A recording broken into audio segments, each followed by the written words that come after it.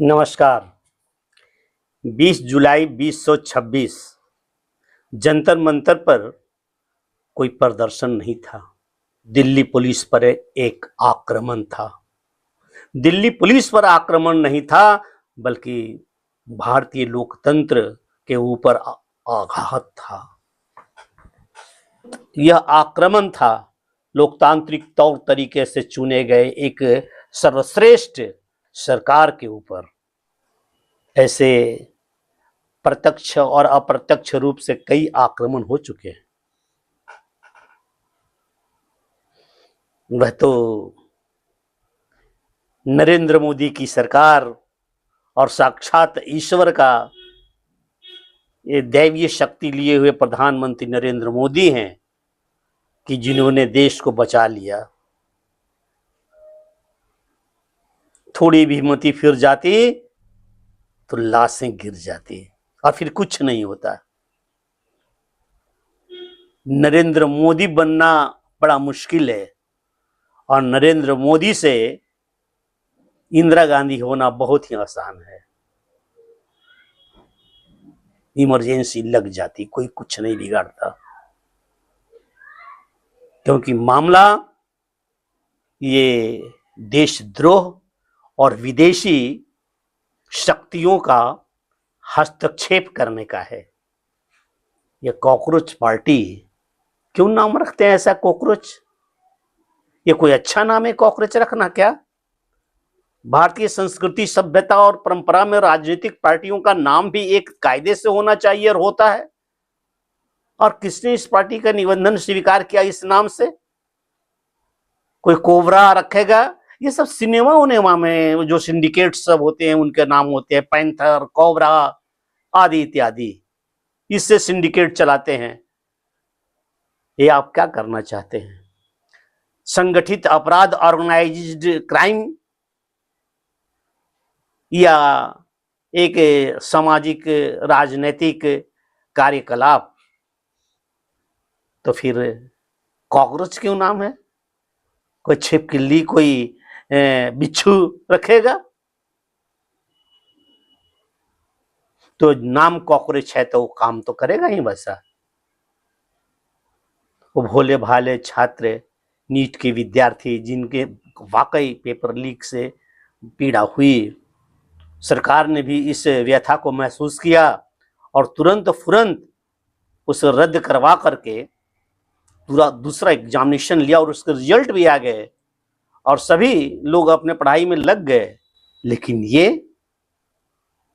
विदेशी एजेंट दल्ले और उसमें कूद पड़े आप वाले, कांग्रेस वाले, राहुल गांधी, केजरीवाल, संजय सिंह,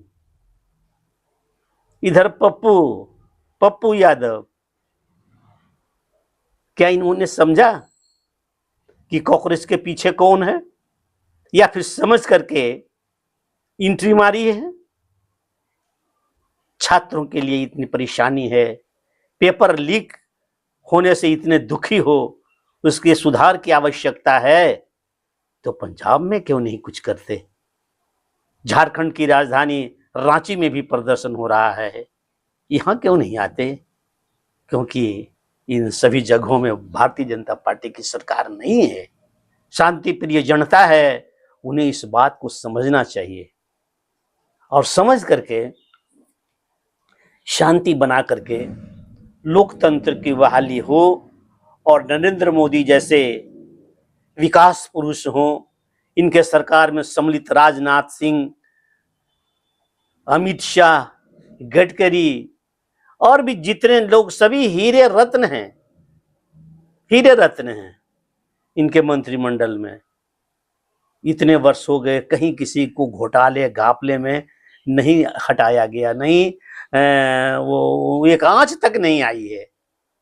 ऐसे में श्रेष्ठ विद्वान शिक्षा मंत्री धर्मेंद्र प्रधान जी को जिस अनुचित तौर तरीके से इस्तीफा देना पड़ा, वह नरेंद्र मोदी ही समझ सकते हैं। उनकी पीड़ा असहनीय हो गई होगी कि आखिर कैसे इस बवाल को शांत किया जाए। 20 तारीख के दिन जो हुआ बहुत बड़ा गेम था। आर या पार। दुश्मनों ने सोचा भी नहीं होगा कि नरेंद्र मोदी जी ऐसा कदम उठाएंगे, इसको झेल जाएंगे। वे लोग सोच रहे थे चाइना, अमेरिका, पाकिस्तान, ये क्षुद्र देश, ऐसे ऐसे लोग सोच रहे थे कि अब गोली चली कि तब गोली चली। गोलियां चल भी सकती थी, थोड़ा सा भी धैर्य खो दिया जाता तो।